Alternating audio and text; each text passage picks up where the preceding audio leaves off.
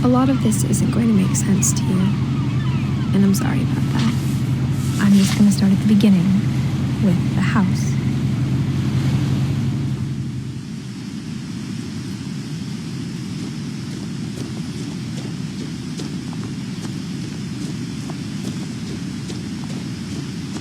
I lived here until I was 11, but I wasn't allowed inside half the rooms.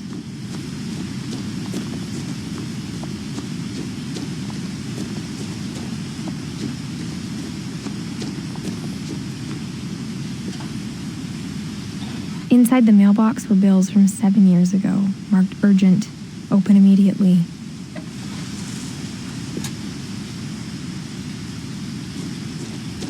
I hadn't been back since my brother Lewis's funeral.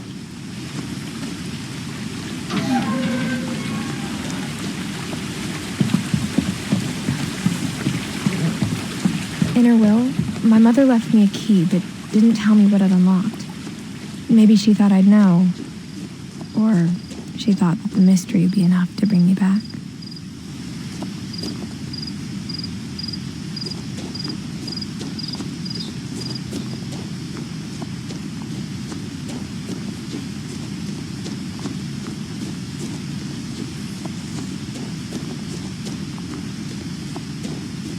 No one had driven this way in a long time, but I saw a few hoof prints.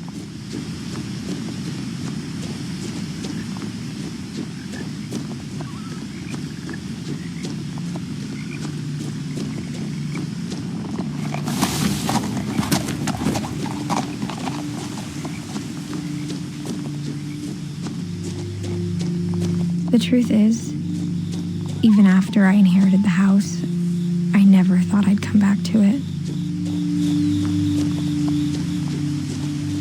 But now I had questions about my family that only the house knew the answers to.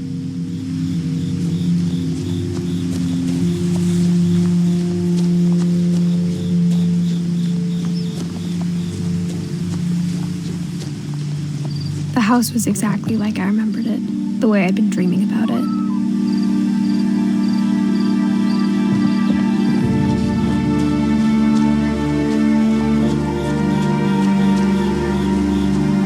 As a child, the house made me uncomfortable in a way I couldn't put into words.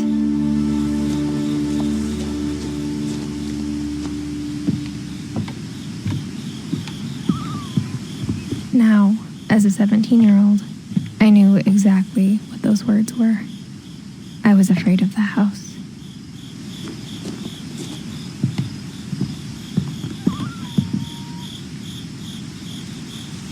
I hoped the key might unlock the front door.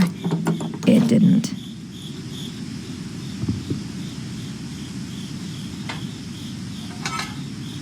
Looking in, I felt like the house itself had been waiting for me.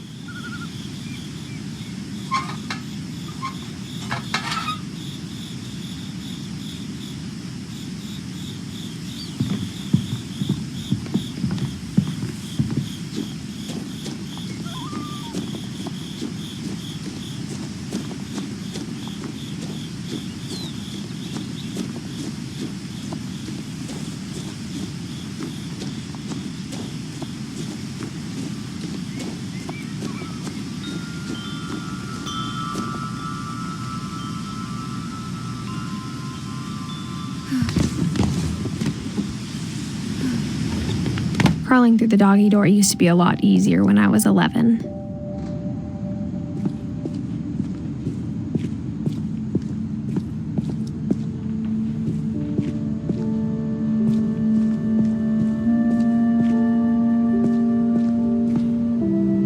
The power had been turned off the night we left. For the first time in years, I felt like I was home. But instead of a family, there were just memories of one.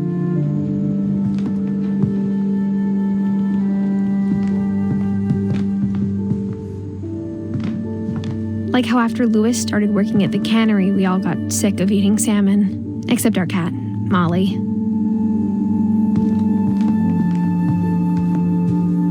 The table was still a wreck from the night we left. It was like a bomb had gone off, killing everyone but sparing the furniture.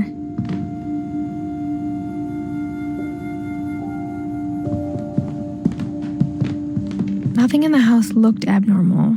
There was just too much of it, like a smile with too many teeth.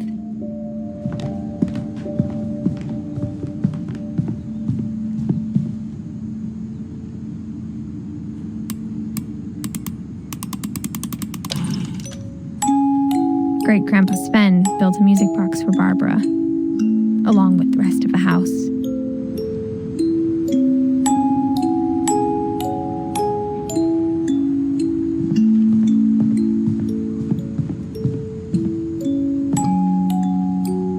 After Milton disappeared, Mom sealed up all the bedrooms.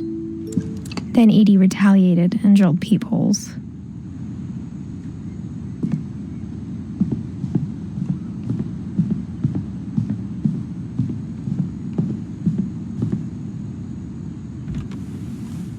My Grandpa Sam spent 7 years sharing a room with his dead brother, Calvin.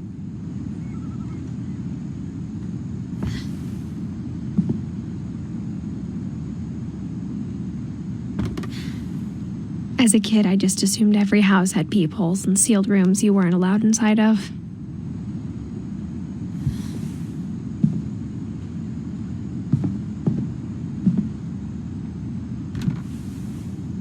The last time I was in Edith Sr.'s room, I was 10 and she was painting my portrait.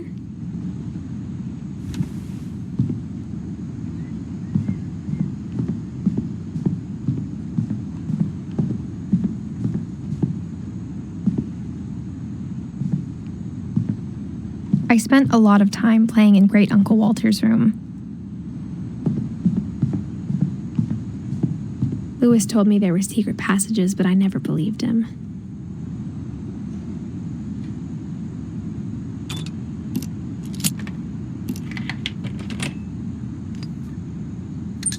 Turns out, my mom was really good at keeping secrets. Now it was time to find out what my mom had been afraid of.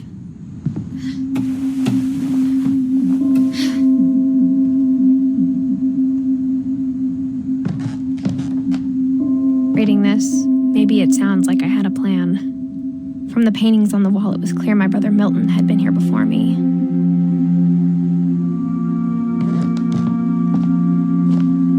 But I had no idea what was behind that door.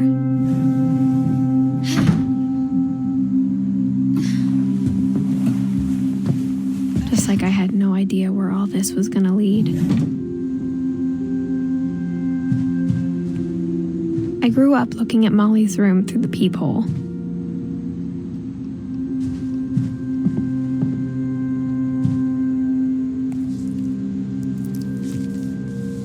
December 13th, 1947. Dear Diary, I'll be gone soon, but I wanted to tell somebody about what's gonna happen. It started when Mom sent me to bed without dinner. I woke up and I was starving, so I looked around for something to eat. The gerbil food was dry, but I didn't mind it.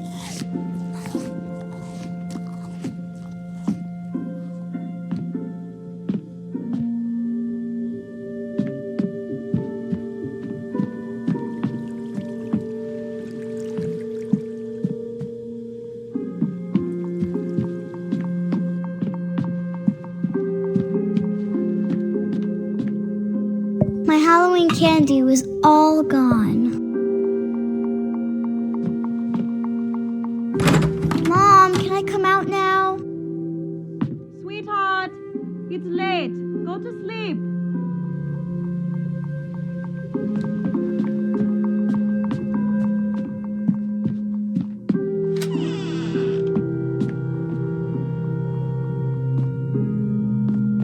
I kept eating and eating.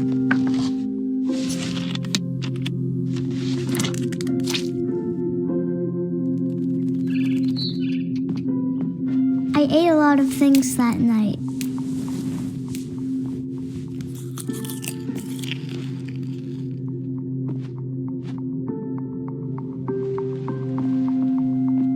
Then I heard chirping outside my window. It was a barn swallow going back to her nest. I reached out for her.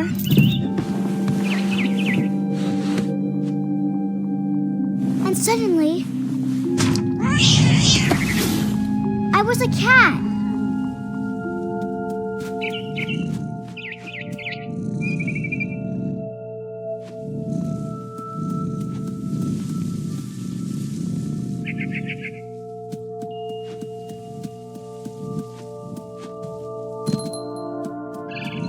I tried to be quiet, but the bird was really scared.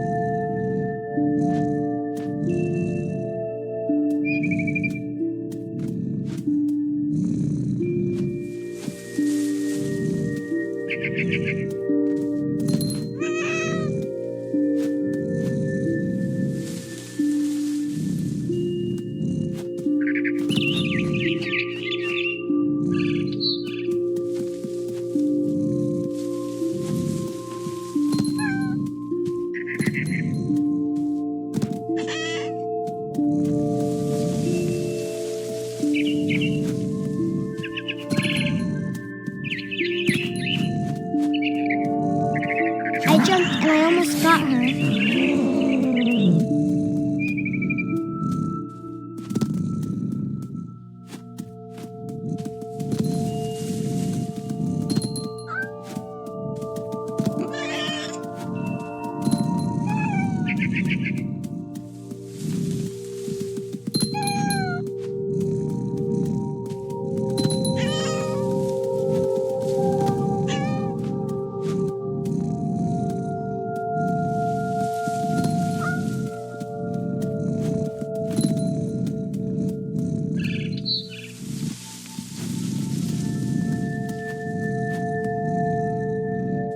Now I was up in the big tree. I promised Dad I wouldn't climb it anymore. All I cared about was eating that mama bird. I could tell she was getting really tired.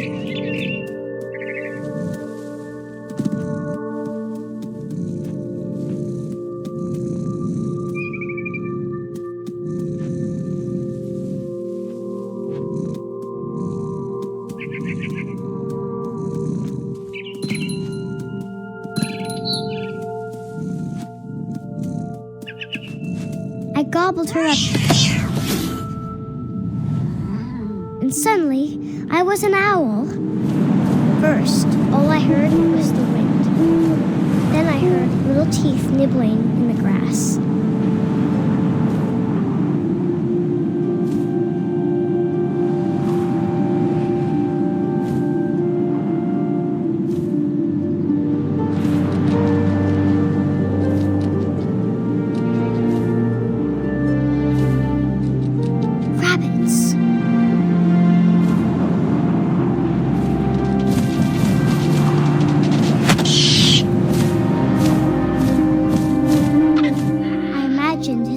Looking up and seeing mine through my talons. I swallowed him up, and I didn't chew one bit. Then I flew off to find something bigger.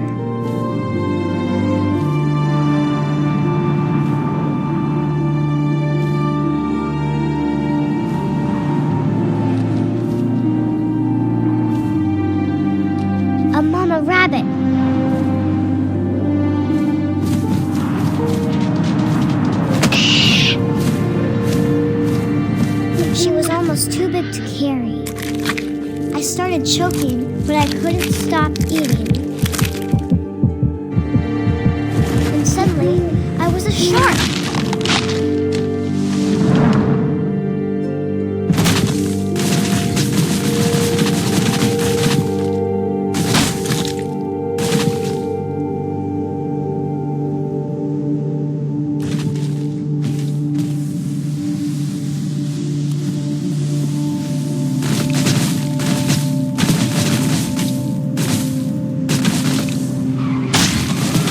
Off a cliff and into the ocean.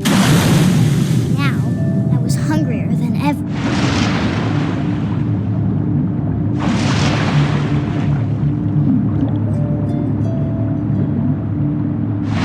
I wanted fat, juicy seals. I tore off her flipper, and it tasted really good.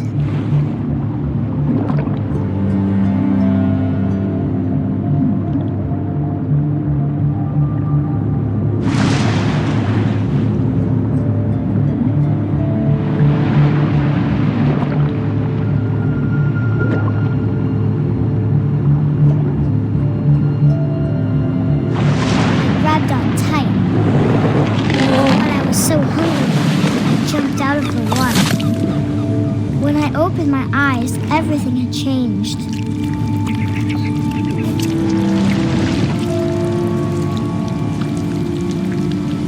Now I was a monster, and I smelled people everywhere.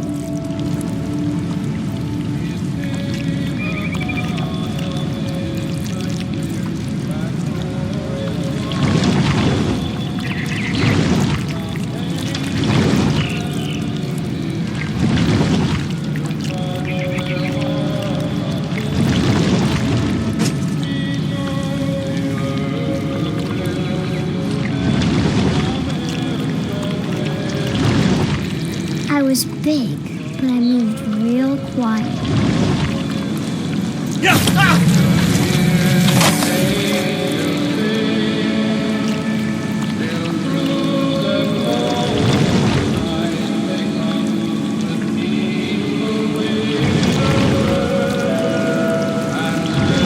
I wanted to stop, but also I didn't.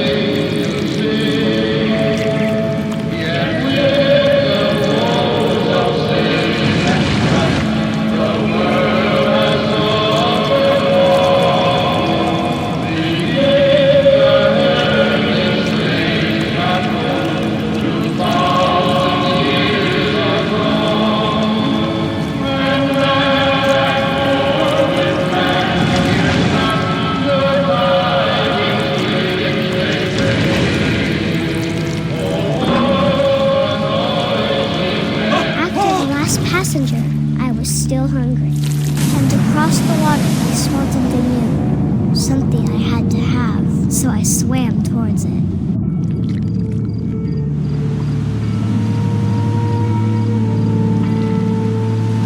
I slithered onto the sand, and the good smell went into an old pipe.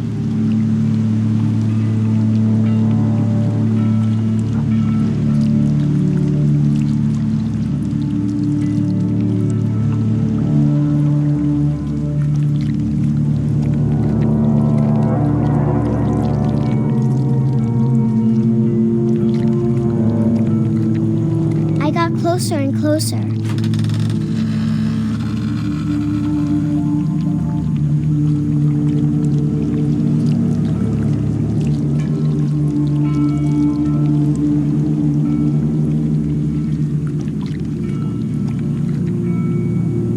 All my stomach started growling.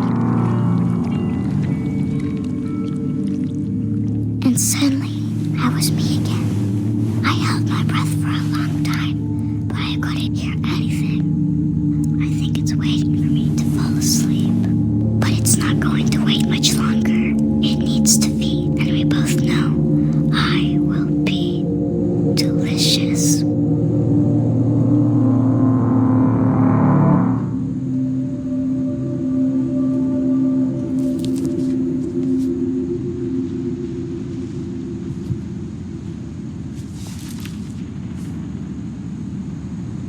not sure if I believed all of that, but I'm sure Edie would have.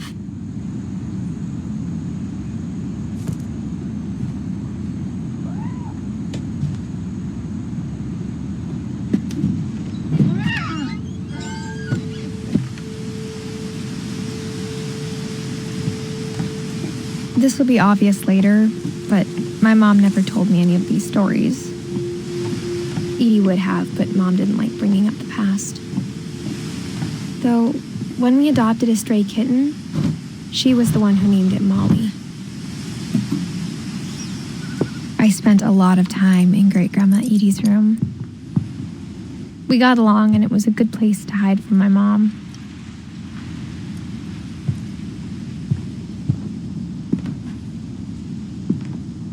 Her room was like a museum. For 500 years, the Finches have been famous throughout Norway for their fortune and misfortune. Odin Finch buries the latest victims of the family curse, his wife Ingeborg and their newborn son, Johan. On January 7th, 1937, he set sail with his family and his house, hoping to leave the curse behind. But 40-foot waves off the coast of Washington send the house and Odin to the bottom of the sea. Odin's daughter Edie, with husband Sven and baby Molly, step ashore on their new home, Orcas Island. Odin Finch is the first to be buried in the new family cemetery. His daughter Edie is already dreaming of a new Finch house.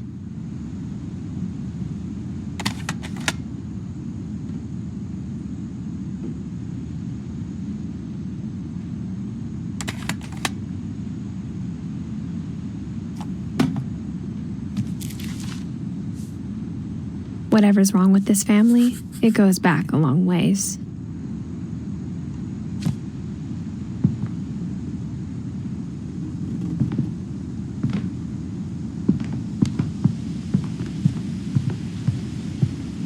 When Edie told people Sven was killed by a dragon, she could also have said he was building a dragon-shaped slide that collapsed.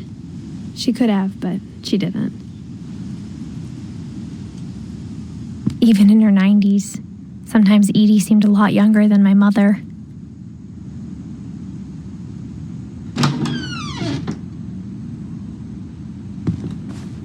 The only trace Grandpa Sam's first wife Kay left on the house was the pink bathroom.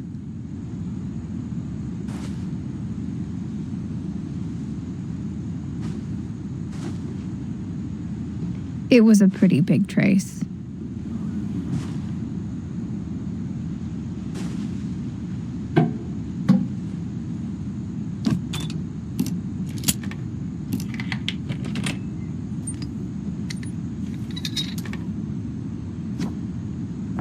There's a secret in this bathroom. It's in the last place you would look.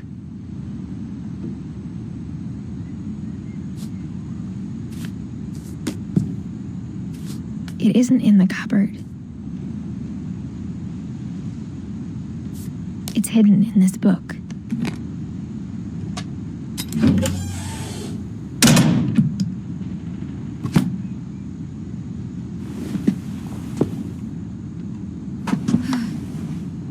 Sven gave Sam an old camera he'd refurbished.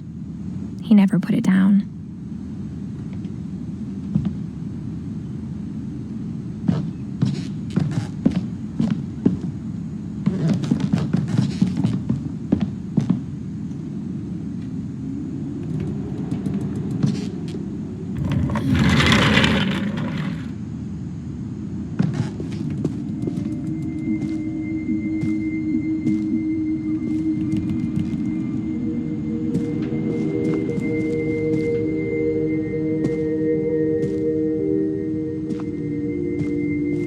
I knew Grandpa Sam had a twin. And that he never talked about him.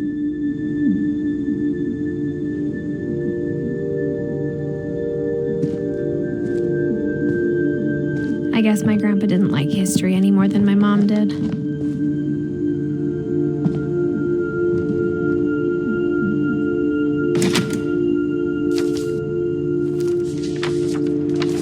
How I Want to Remember My Brother by Sam Finch. The thing I remember is that when he made up his mind, that was it. My brother said he'd die before he ate another mushroom, and he did. At Barbara's funeral, we swore we'd never be afraid again, and he wasn't. I think Calvin always wanted to fly.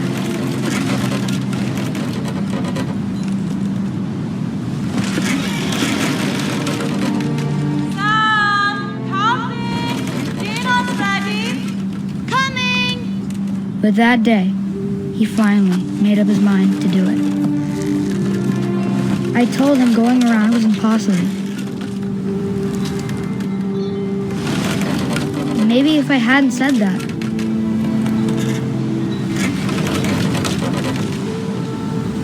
Calvin, I'm not gonna tell you again. Maybe if the wind hadn't picked up,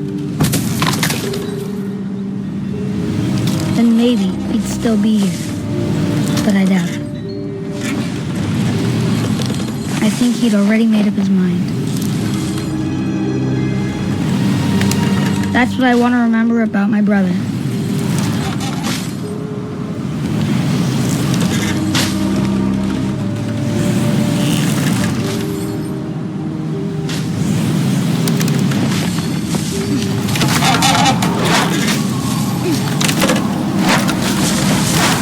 The day he made up his mind to fly.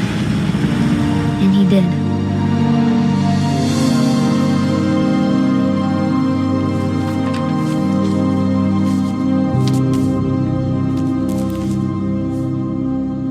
Calvin's story felt strangely familiar.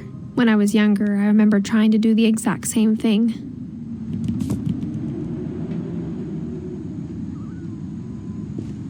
After the funeral, Edie roped off Calvin's half of the room.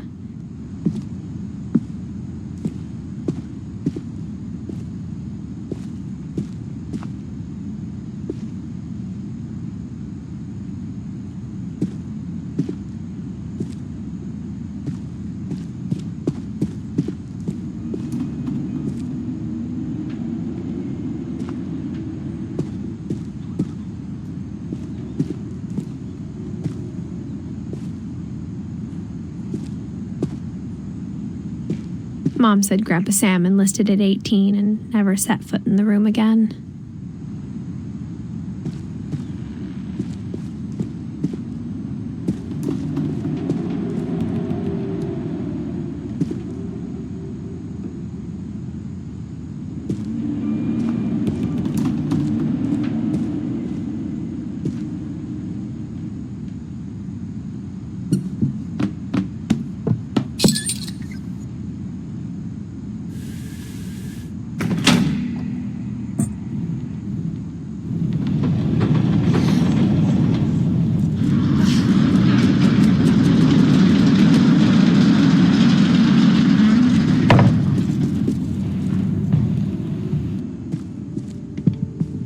The passages were a pretty tight fit. They'd obviously been built for smaller hands and bellies.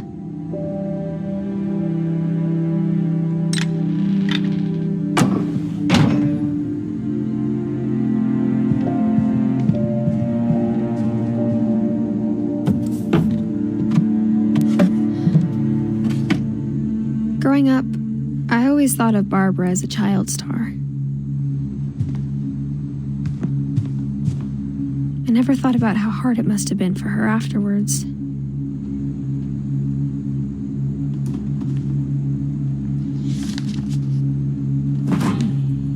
Of all the stories people wrote about Barbara's death, I'm surprised Edie saved this one.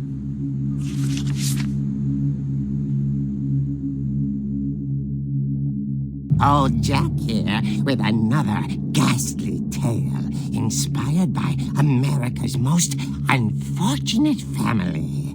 I'm calling it The Surprise Ending of Barbara Finch. As a child star, Barbara was famous for her scream. Now at 16, she was all washed up. A has been. But in a lucky break, she'd been asked to perform her signature scream at a local convention for monster movie fans. It was just the boost her career needed. Unfortunately, her scream hadn't aged well.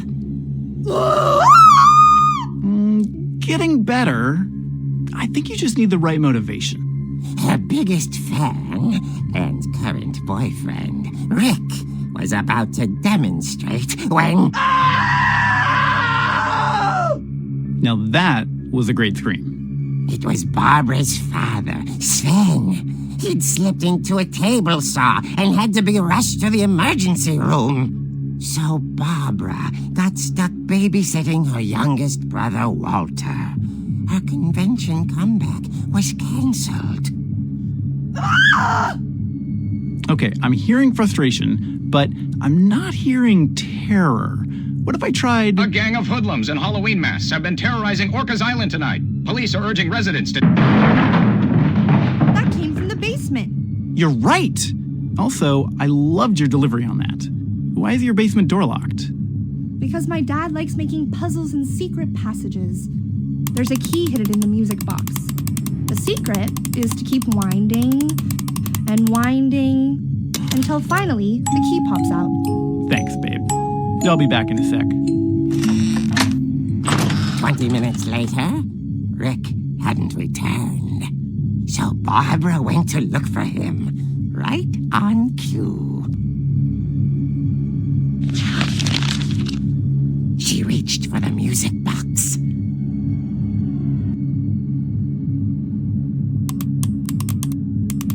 And as she wound the key, she listened for Rick, but the house was silent.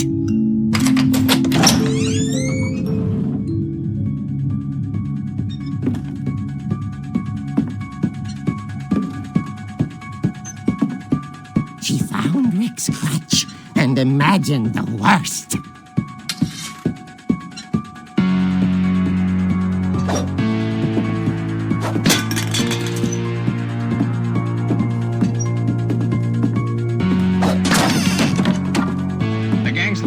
Infamous Hookman killer, Dr. Carl Hamill, who impaled and then ate his family 10 years ago tonight. The old fridge rattled and grew still. Oh dear!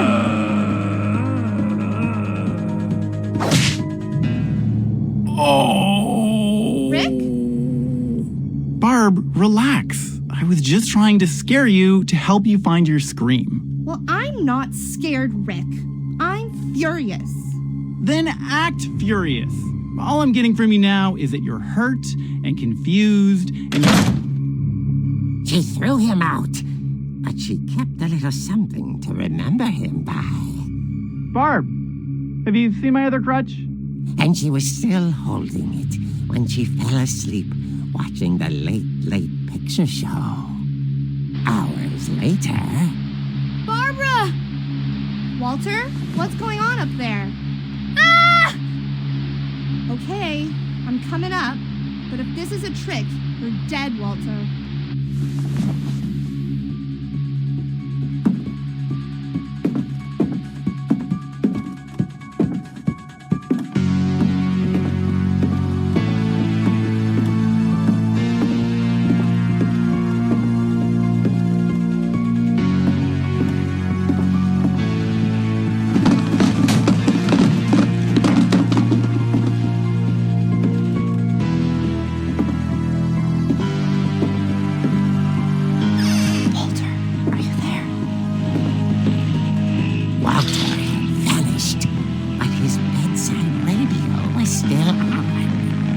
Island police describe the man as 6 feet tall, with a steel hook for a hand.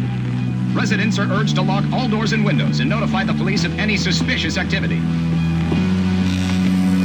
Barbara turned, saw the hook man, and was speechless. He was quite smashing.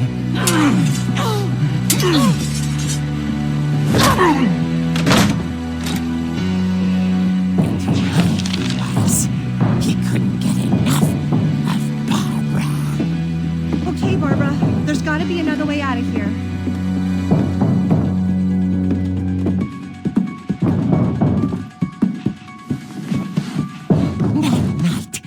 She played her part beautifully.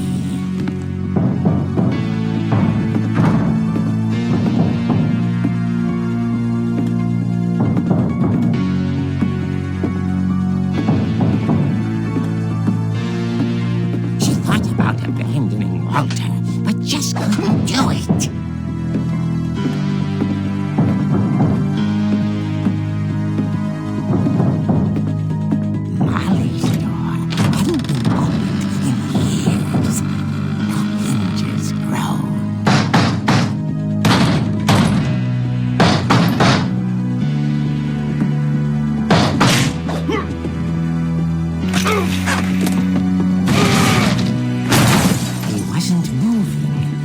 She sensed the story might not be over yet.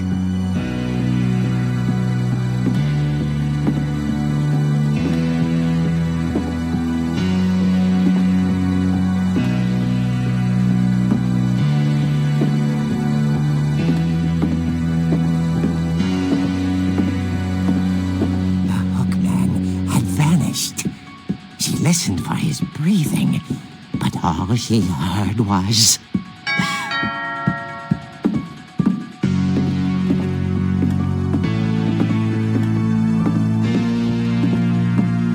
At the door, she heard whispering. It was coming from inside the house.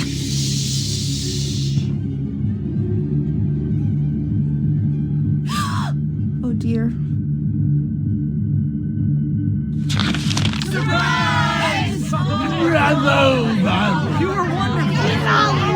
The monsters had come to surprise her. For Barbara, it was a dream come true. Then she saw what kind of monsters they were, and she realized what was about to happen. She was going to be famous. And with her final breath, Barbara Finch gave the performance of her life.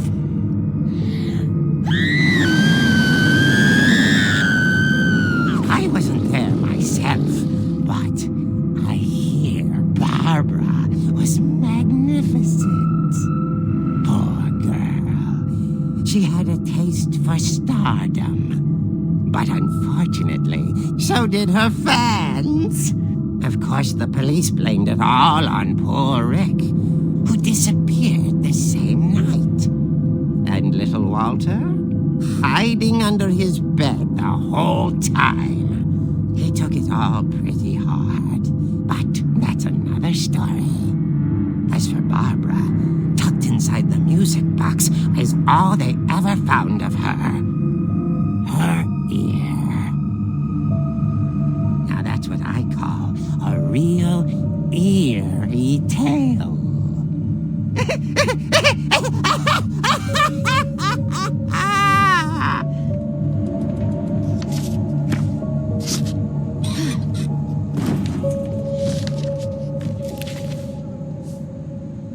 Edie told me all Barbara wanted was to be remembered, as absurd as that comic was.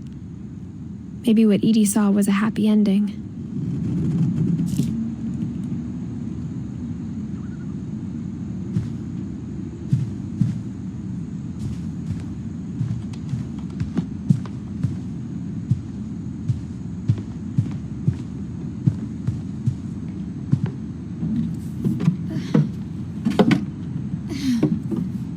I guess now I know why Mom didn't like me playing with the music box.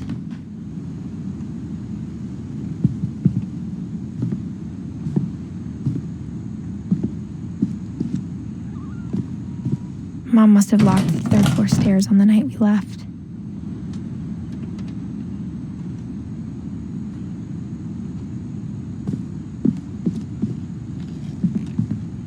Whenever people ask me about my family, the first thing they always want to know about is Barbara.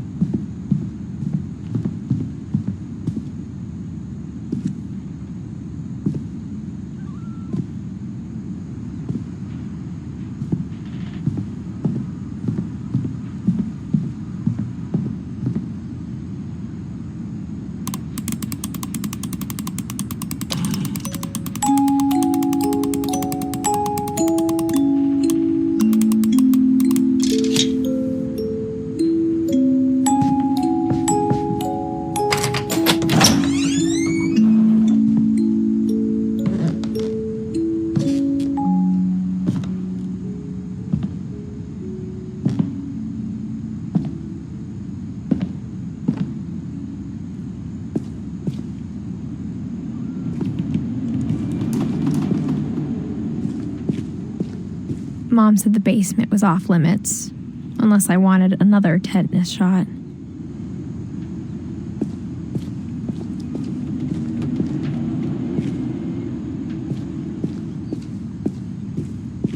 I saw Edie sneak down to the basement once, carrying packages.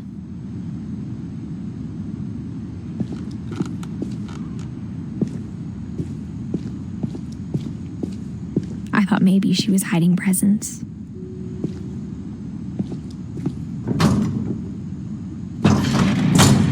It turned out she was hiding a lot more than that.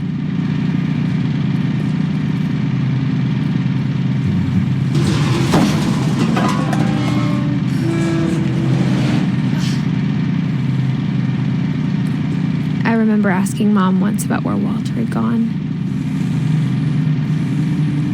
She said after Barbara died, he got as far away as he could.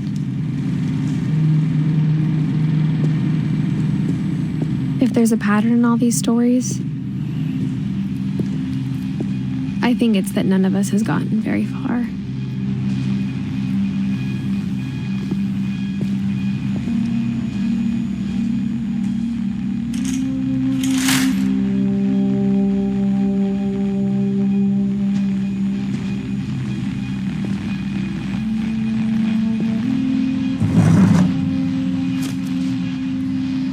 Goodbye, everyone.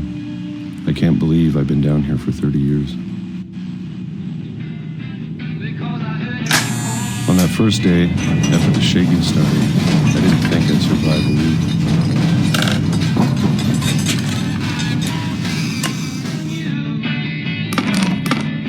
But after a few days, I settled into a routine. That's what kept me sane.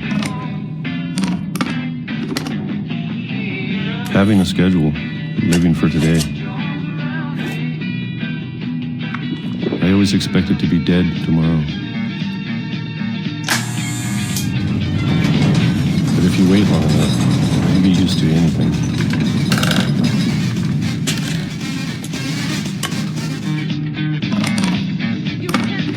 Even a monster on the other side of the door starts to feel normal. Almost friendly.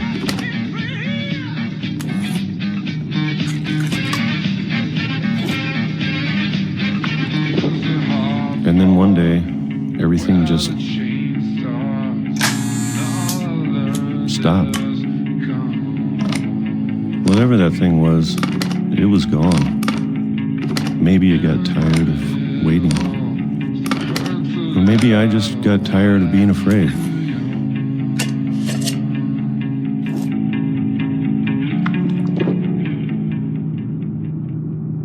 It's been a week now, the longest in 30 years. I'm done waiting. I have to leave while I still can.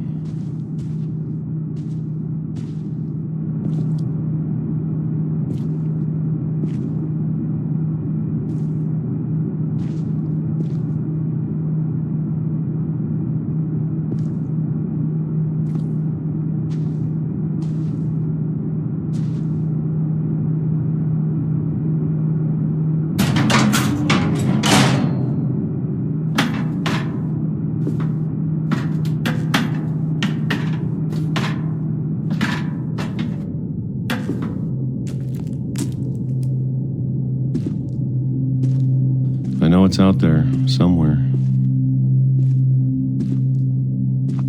Whatever killed Barbara and Molly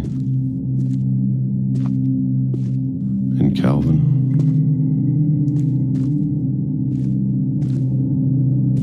Maybe this is all a mistake. But I need to stop living the same day. Even if it kills me.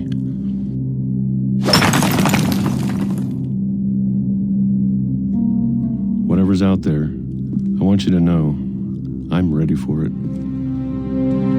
I'm going to appreciate all of it, especially the food. I don't mind if I only have a year left. Or a month. Or a single week. I'd be happy the sun on my face.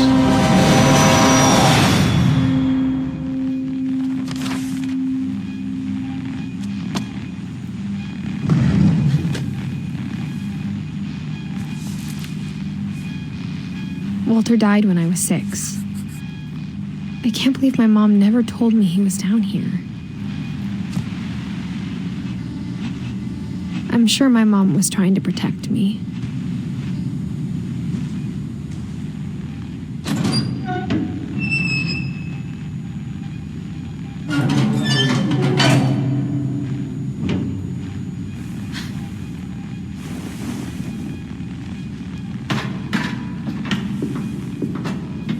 Maybe she was afraid I'd end up like Walter. But if she never told me about an uncle under the house, I can only imagine what else she was hiding.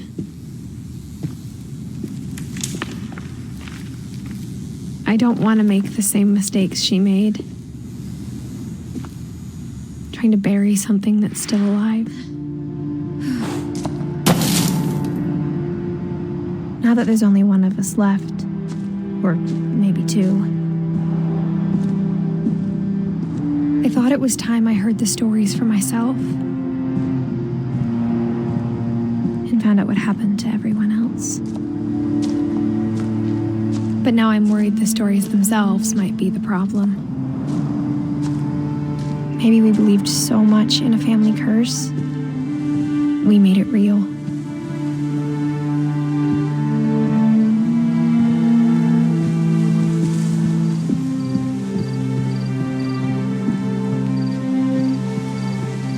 I don't know if I should even be writing this.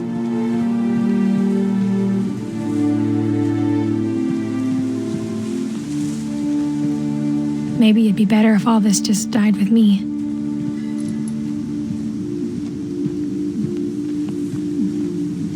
But I thought you should know about your family.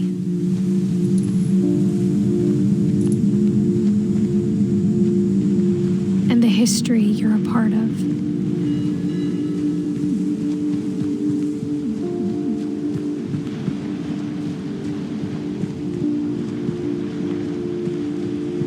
Though to be honest, I feel as lost as you probably do right now. I think the people in these stories believed them, for what that's worth.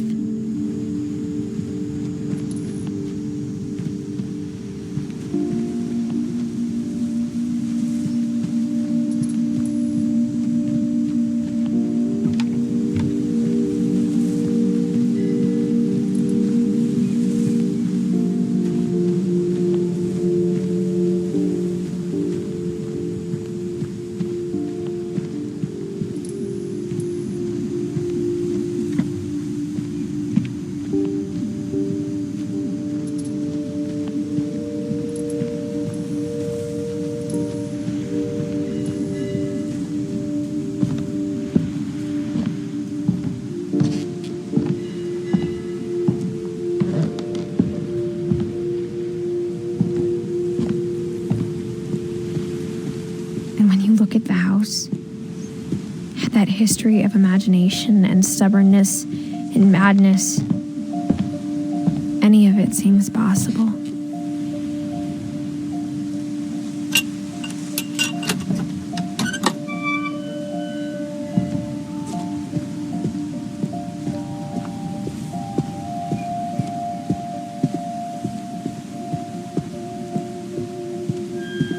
I think we've been surrounded by death for so long, we've just gotten used to it.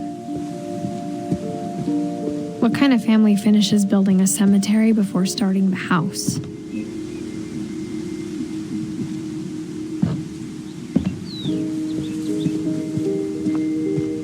It's embarrassing for me to admit this, but the pet cemetery made me more uncomfortable than the human one. 3 of the gerbils were mine, and 2 had been my fault.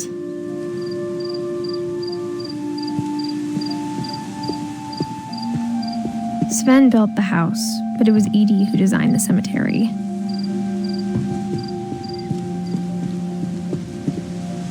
I'm sure Odin's monument had been Edie's idea. My mom was always trying to move on, but for Edie, the past never went away.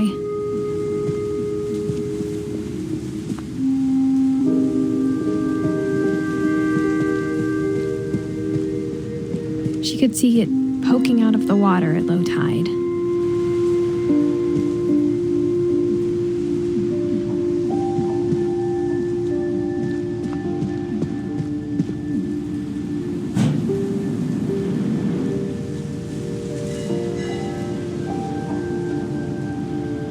Edie said she dreamed about the old house every night.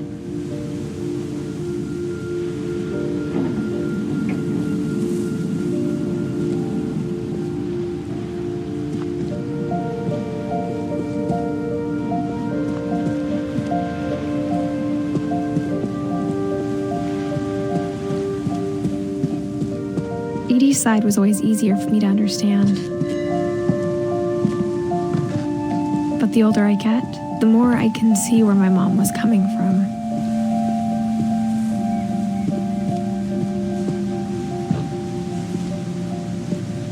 She lost 2 of her brothers, just like I did. I get why she tried so hard to protect us.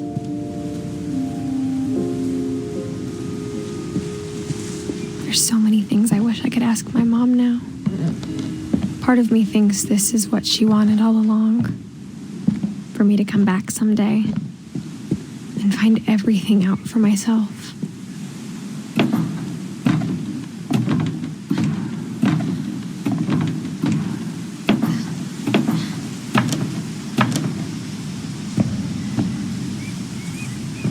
But looking back on it now,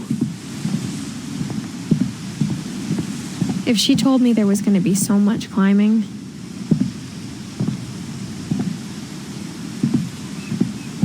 I never would have come when I was 22 weeks pregnant.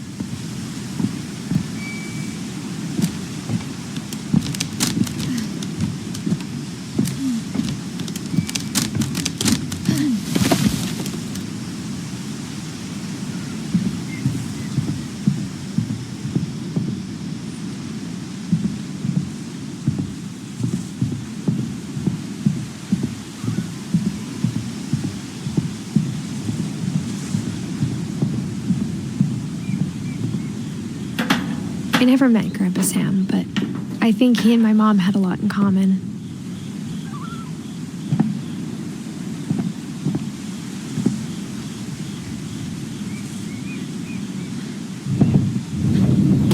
They were both pretty intense. Sam spent his life shooting photos, but Mom said he got nervous being in front of the camera. I guess we're all afraid of something.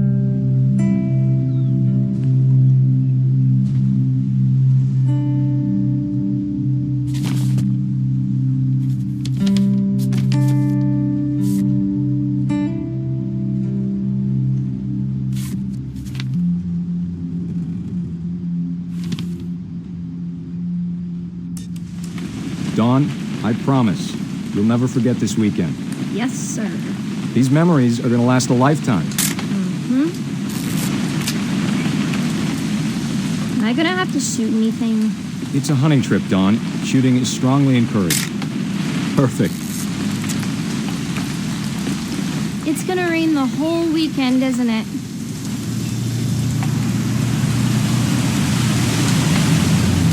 Please just take the damn picture. Hey, language.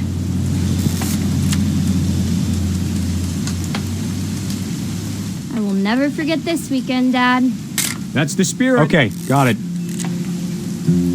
I'm gonna take some pictures, okay? Just be careful.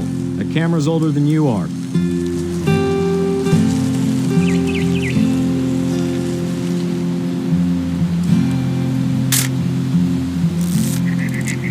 You're right, Dad. It's starting to clear up. Still freezing, though.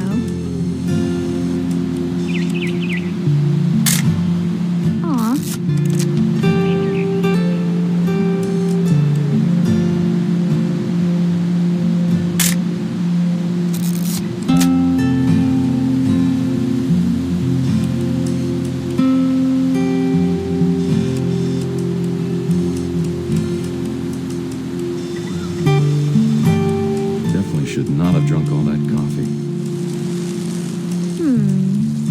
still while I take a picture of you. High def and A. That's a keeper. Nothing quite like being outside. I'm just saying, I'm not always gonna be here, Dawn.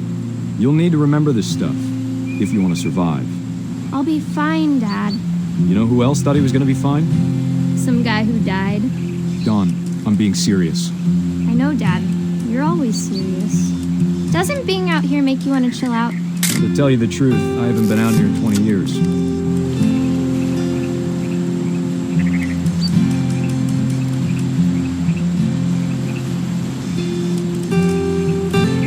Last time I was with my brother Calvin. Man, that was a great trip. Your grandpa Sven taught us how to fish. Dawn, don't you think you could find something more interesting to photograph? We found an old logging trail. There were deer everywhere.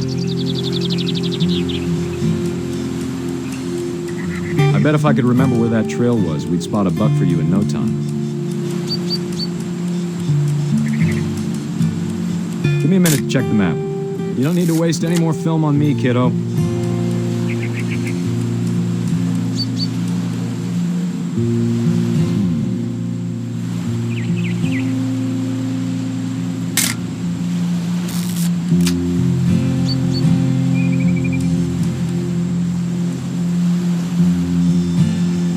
Let's see.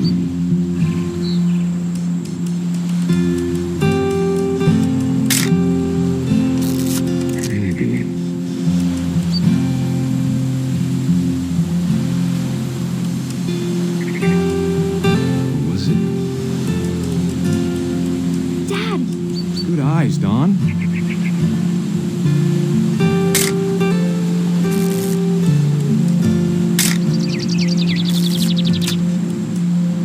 Before you take the shot, let me get a picture of it.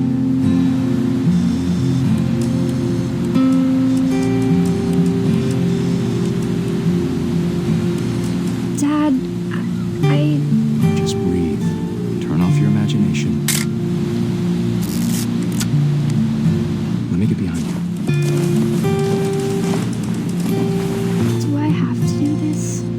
Dawn, you don't have to do anything. But if... Great shot, Dawn!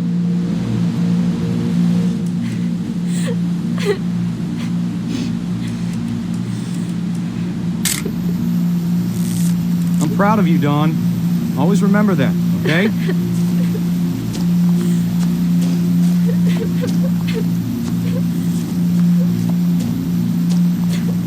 Dad, it's twitching. I think That's totally normal, Dawn. Just focus on the camera. Try not to think about... Dad!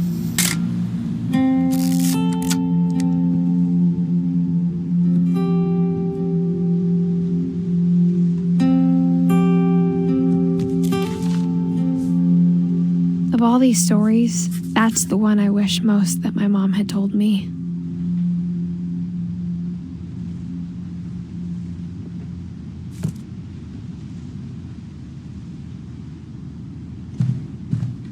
Instead of hiding from death, Sam seemed to go out of his way to meet it.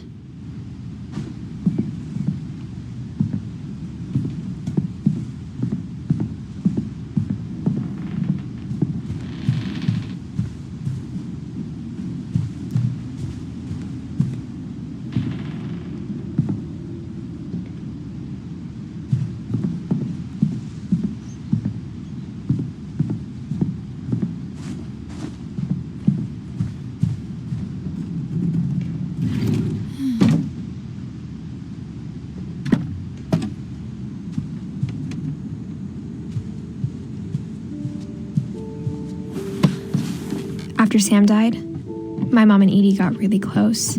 They'd both lost a lot.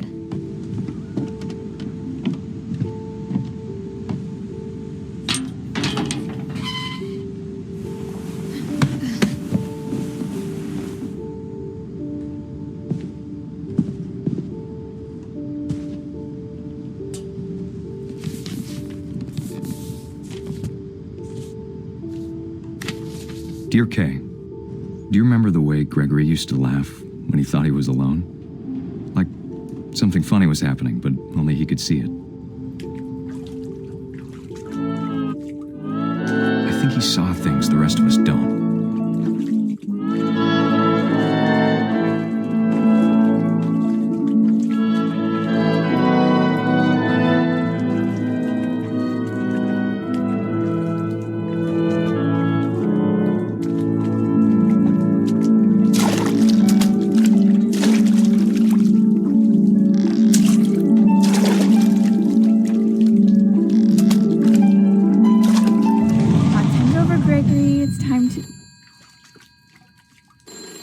Hold on, sweetie.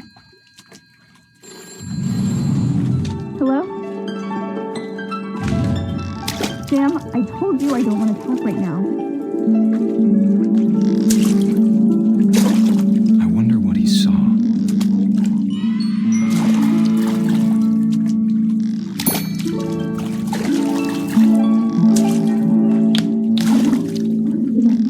What his world was like.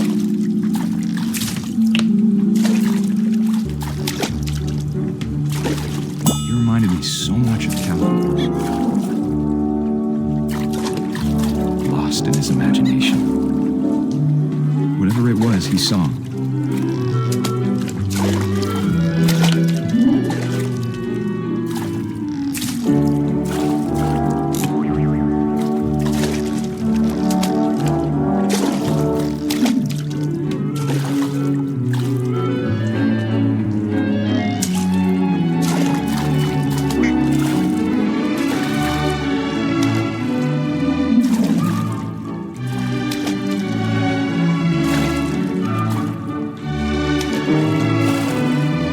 Sure made him happy.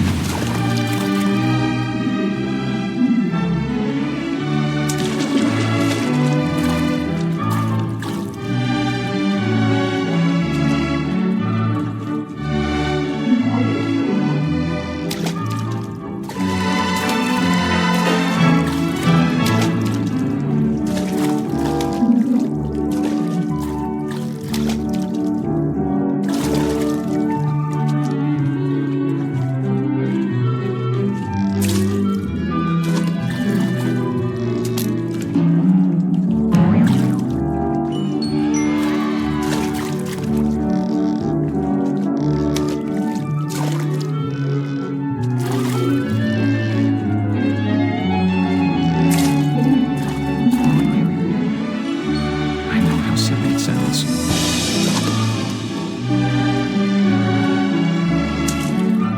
But I worried about a baby being too happy. But I could feel him slipping away.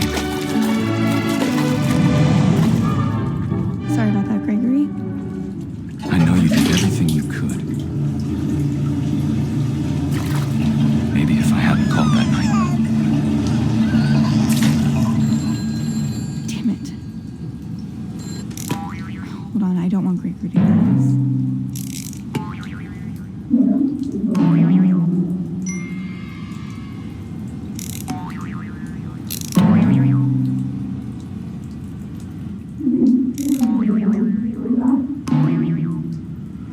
I wish he could have told us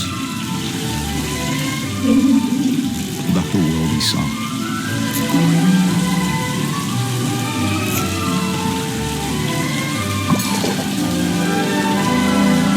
There's so much I don't understand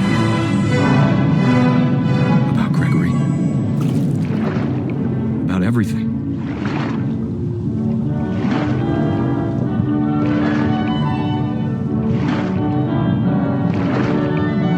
But I know what happened wasn't your fault.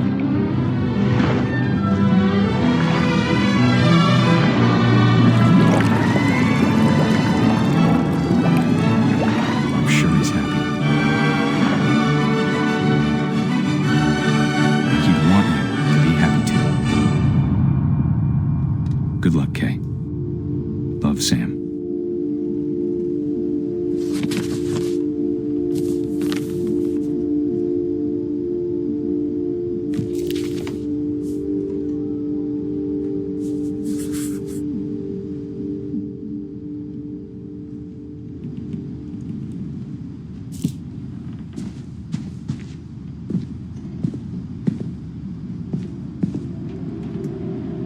I can't imagine my mom ever writing poetry, and yet... A poem for Gus, who always said the wedding was a bad idea. Our father never hit us kids, at least not very hard, before the day my brother said with teenage disregard that he'd be dead before he'd see a wedding in our yard.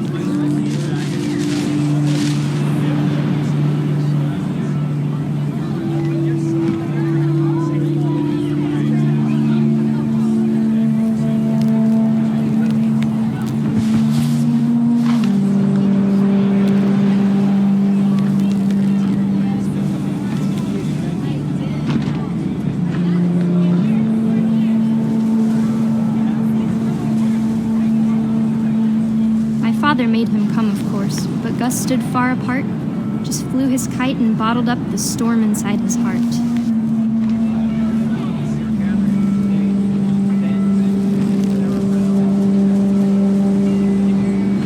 I tried to talk him out of it, but though he'd never met her, we don't need a stepmom, were the words that I now pronounce you husband and wife. You may kiss the bride.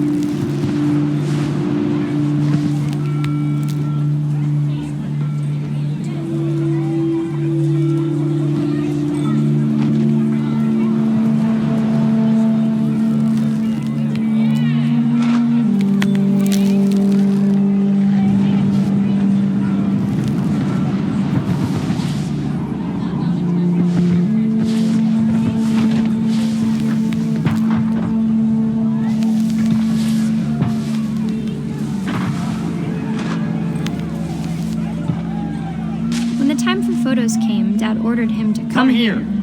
But Gus declined, and as a sign held up his middle finger.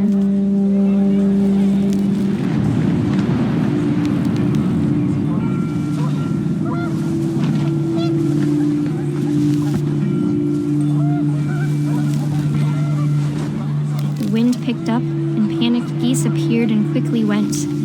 But all the humans did that day was go inside the tent.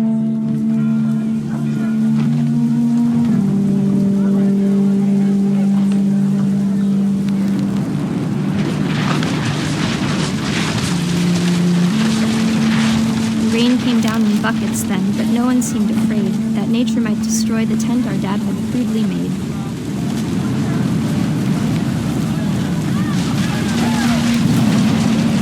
The thunder sounded much too close and full of angry power, but all my father said to this was, "Make the music louder."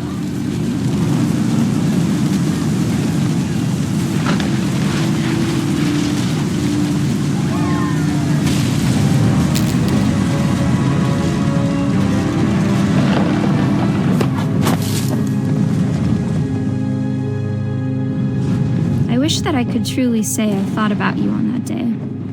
Out there on the beach alone, just you, the wind, the sea, and foam. But I didn't, until we found you.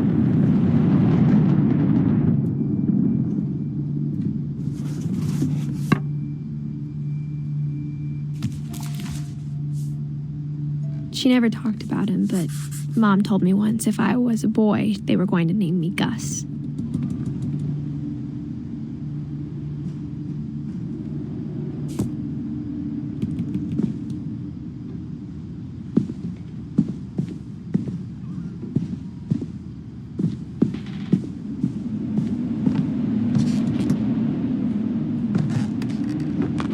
My mom moved up to the loft after her brothers died.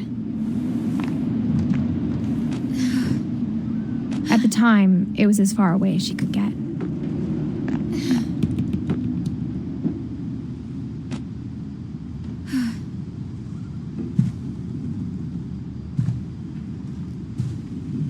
Religion was another thing my mom never talked about, but I think it helped her a lot after her dad died.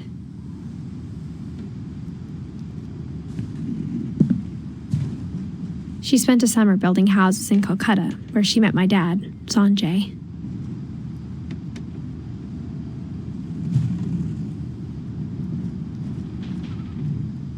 My mom moved to India a week after graduation and got a job teaching English. Louis was born a year later.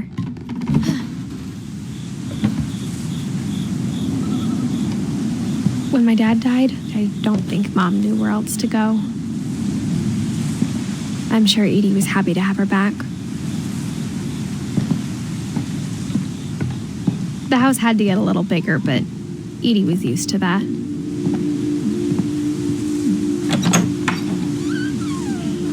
And for a while, things were good, almost normal. But it didn't last.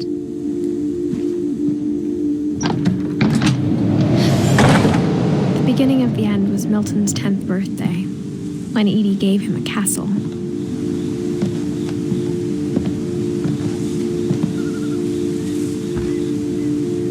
After Milton disappeared, the only thing he left behind was a room full of paintings.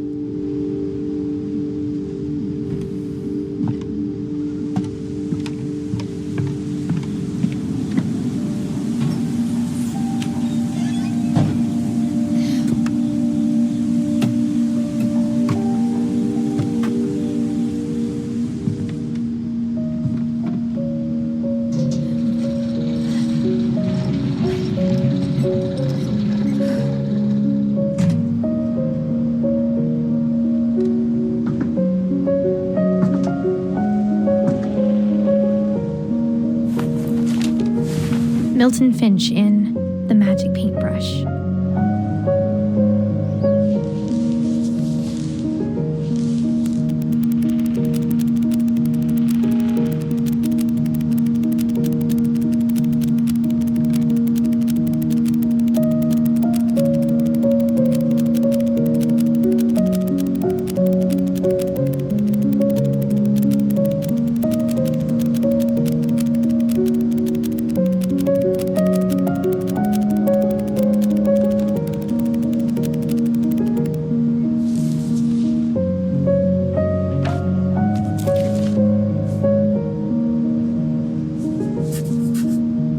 was 4 when Milton disappeared.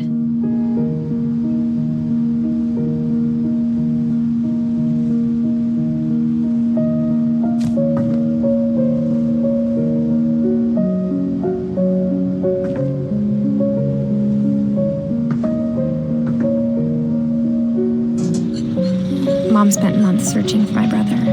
Then she sealed the doors.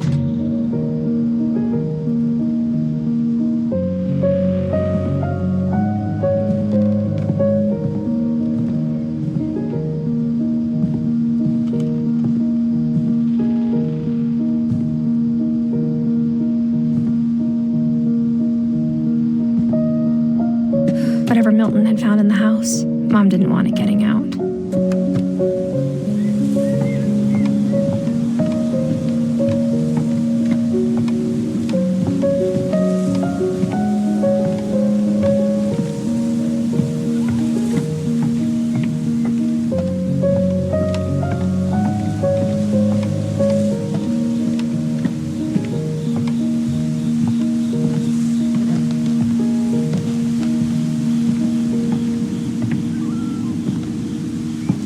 Mom definitely blamed Edie, but I think Louis blamed himself.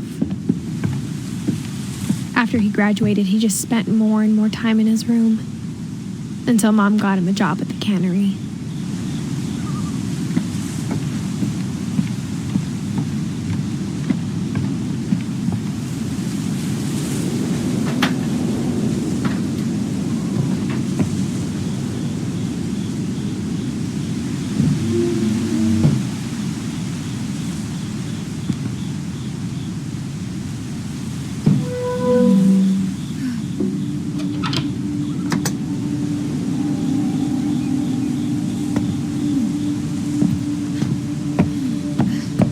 Louis's room smelled very, very familiar. That part of him lived on.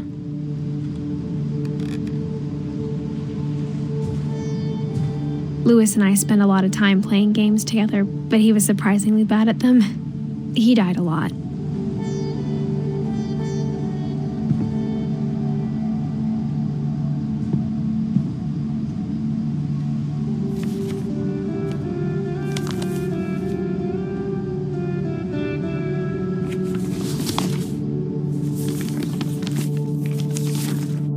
Dear Mrs. Finch, as Louis's psychiatrist, I can understand your desire for an explanation. As I see it, the trouble began in January, shortly after we convinced your son to seek treatment for substance abuse.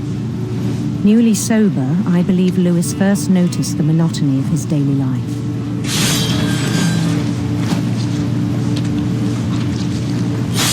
He kept working at the cannery, but he withdrew part of himself. In our sessions, I saw the same behavior. His mind began to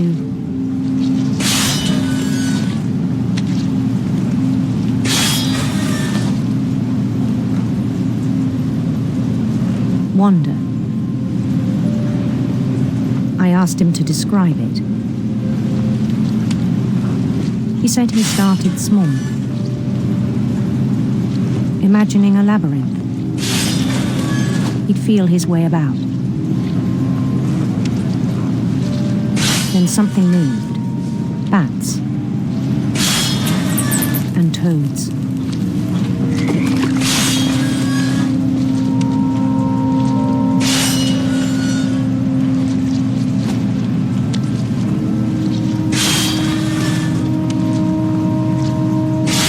And things that have not names. He knew it was all in his head. But he took it very seriously. I had hoped he'd find himself.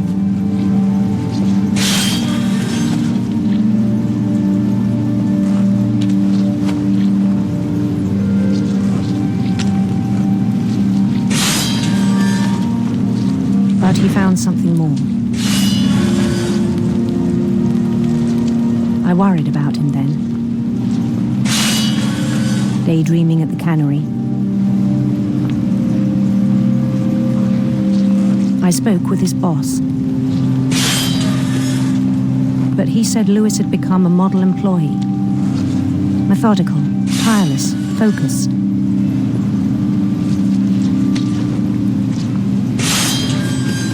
Like a whole new Lewis. So I let him go on.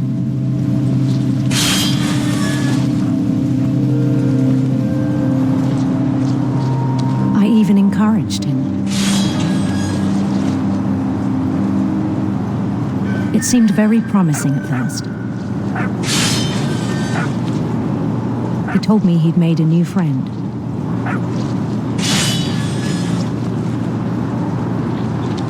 On the edge of a city he named Lewis Topia. He built the city up slowly, brick by brick. Then he made musicians.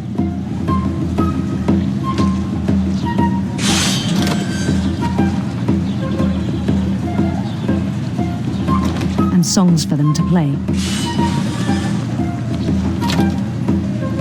He talked about starting a band. And he was always humming something.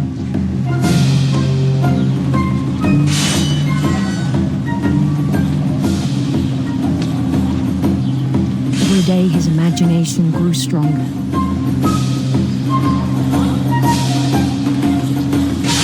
He no longer spoke at the cannery. But his chopping was as reliable as ever. Then one day it struck him. That all the cheering crowds, even the stones under his feet,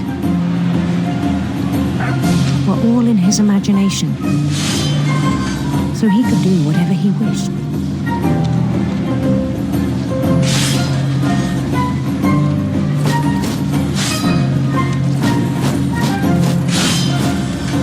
He held an election for mayor. And he won. They begged him to stay, but his mind was already wandering. It became a game for him.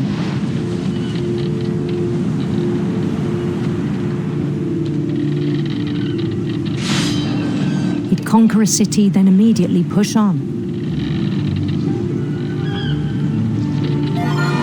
New Louisville. St. Louis. He started drifting away from our reality.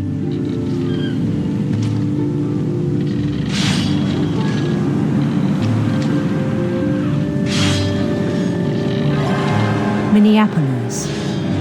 Until one day he forgot to go home from the cannery. Even as his mother pleaded with him, part of Lewis kept sailing on.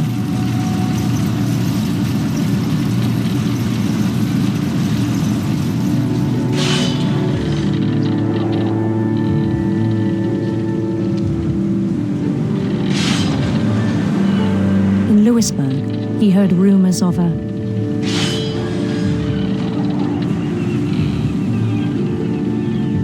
handsome queen.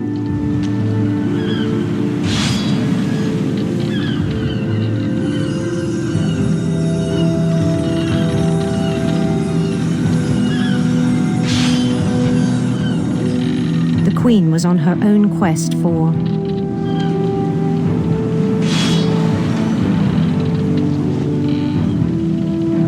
radiant rainbows.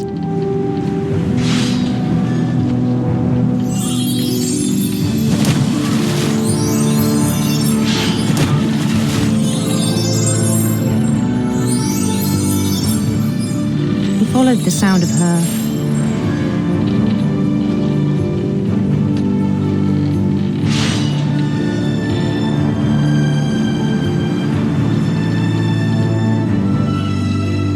silver harp.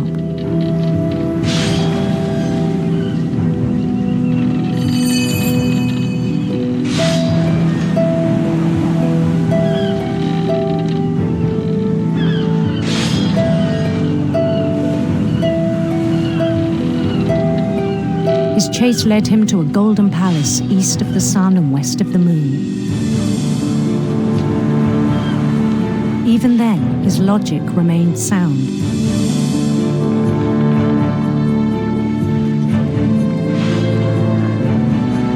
He knew the world was all in his imagination.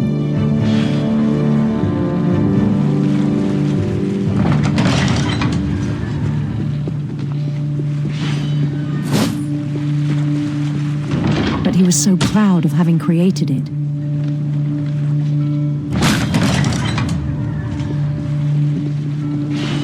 In his own eyes, he'd become something greater than a king.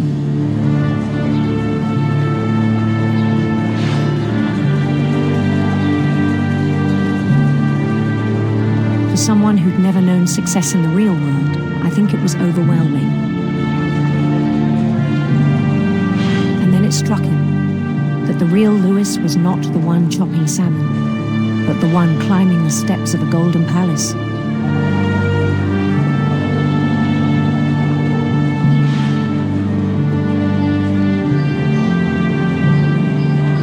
My imagination is as real as my body, he told me. It was hard to argue with him.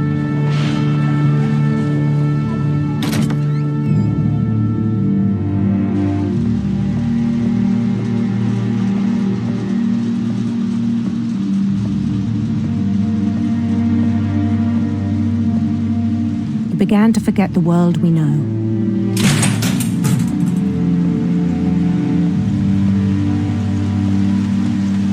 I think it pained him to remember Lewis, the cannery worker.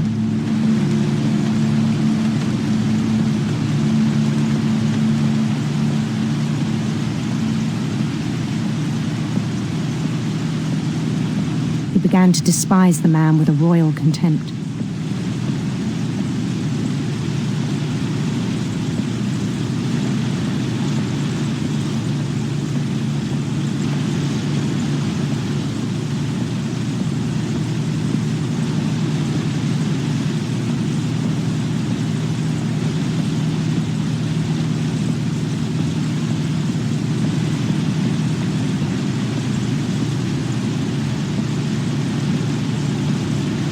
I still thought I could save him.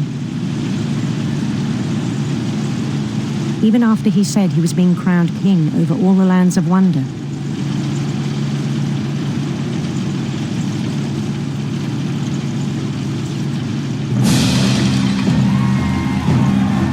The palace would be packed with his companions.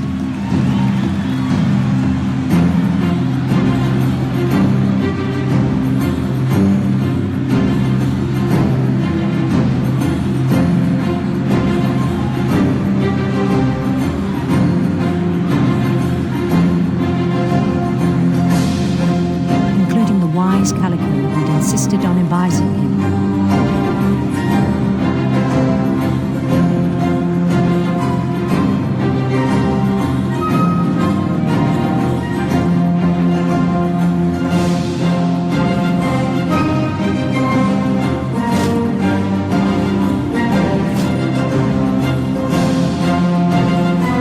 His queen waited, holding his crown.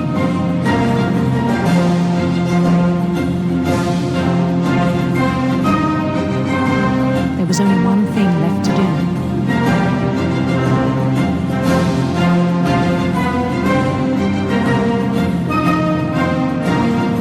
Bend down his head.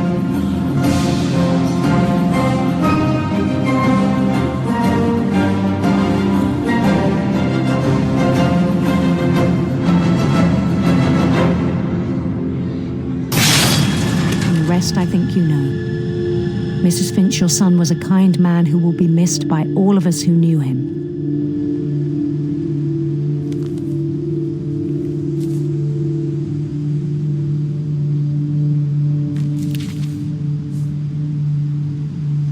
My brother was really cool. I wish you could have met him.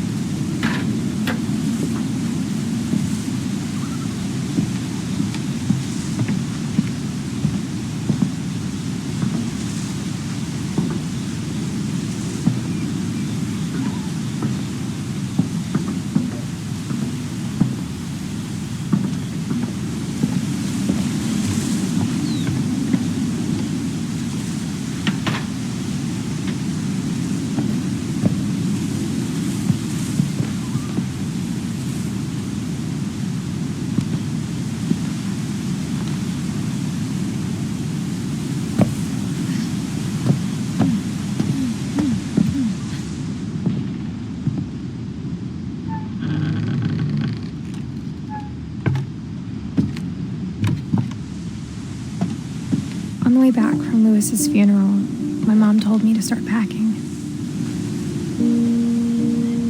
She waited until the day before we left to tell Edie. I'm not sure if she wanted to make it easier or harder.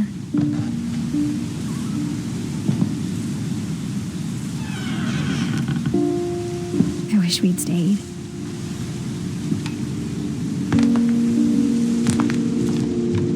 But I understand why we left.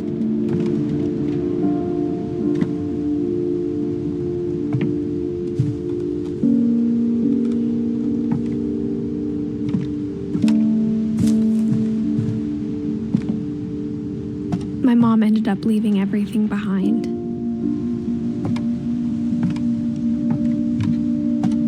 What happened that night had been coming for a long time. Maybe it should have come sooner.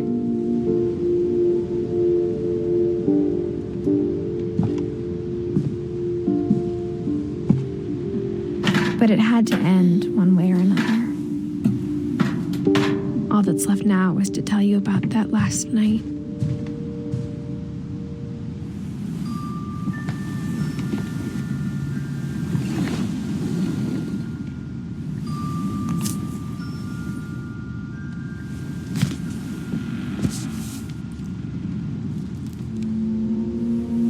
That whole last day, Edie just watched us pack and didn't say a word. Until supper, when she raised her glass and said, "To our final night together, and all our final nights apart." Grandma, you know what I said about alcohol. Some of your medications are very Edith, specific. I left a present for you in the hallway. Why don't you go open it? The grown-ups have to argue now. I'm sorry, you're right. We're all leaving tomorrow. Let's just enjoy our last... I'm not leaving. Edith, you're excused.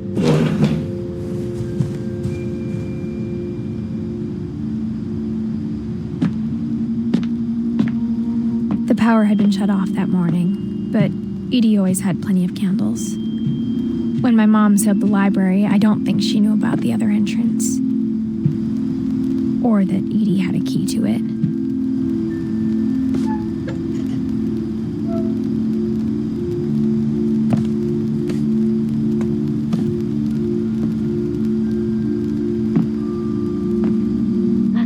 You're afraid of isn't going to end when you leave the house.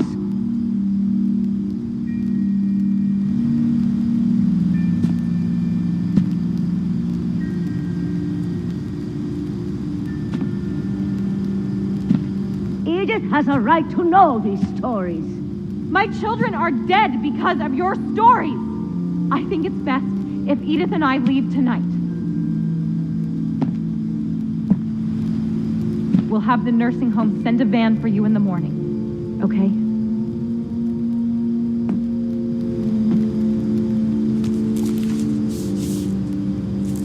Dear Edith, there's so many stories I wish I could tell you, but there's only time for one. This is about what happened on the night you were born. That night, the tide went way, way out. It was the first and last time I ever saw the old house aground. There'd been an earthquake out in the middle of the ocean. They called it the lowest tide in 1,000 years. God, it smelled awful. You know, I've seen that house every day of my life.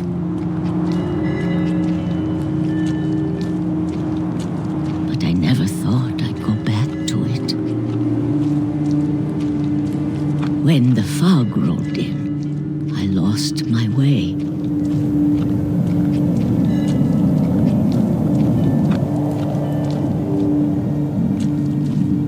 I got turned around.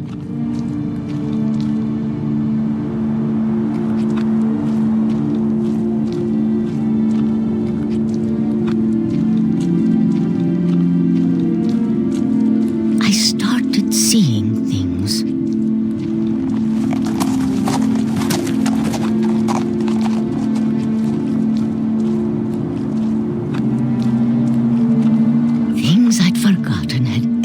existed.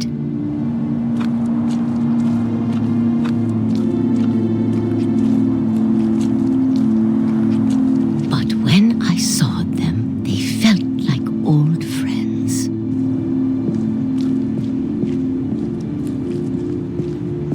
That night, a lot of things came back to me. Or maybe I came back to them.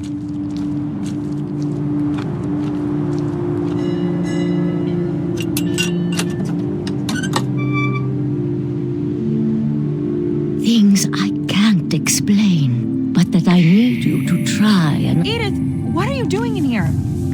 It's mine. Edith! Mom, you're gonna rip it. Let go. I kicked and screamed, but Mom dragged me to the car.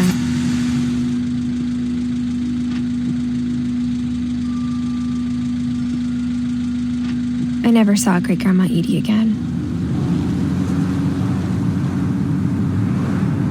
The next morning, the van came to pick her up, but she was already gone. After that, we moved around a lot.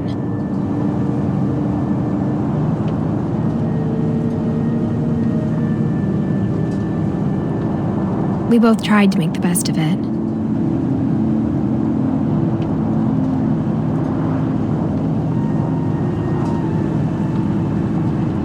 A few years went by.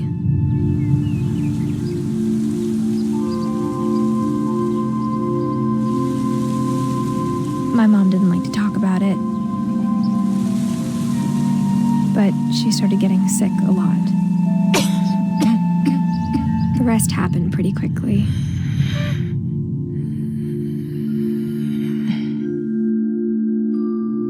She got better for a while,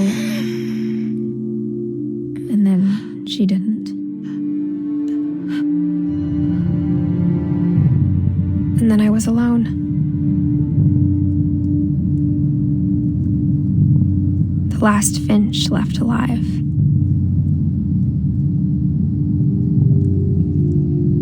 Until I found out about you. I'm still not sure what to tell you about all this. If we lived forever, maybe we'd have time to understand things. But as it is, I think the best we can do is try to open our eyes. And appreciate how strange and brief all of this is. This journal was supposed to be for you. But now I hope you'll never see it. I just want to meet you and tell you all these stories myself. But I guess if you're reading this now, things didn't work out that way.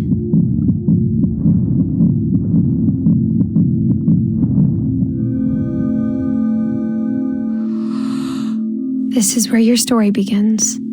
I'm sorry I won't be there to see it. It's a lot to ask, but I don't want you to be sad that I'm gone. I want you to be amazed that any of us ever had a chance to be here at all. Good luck.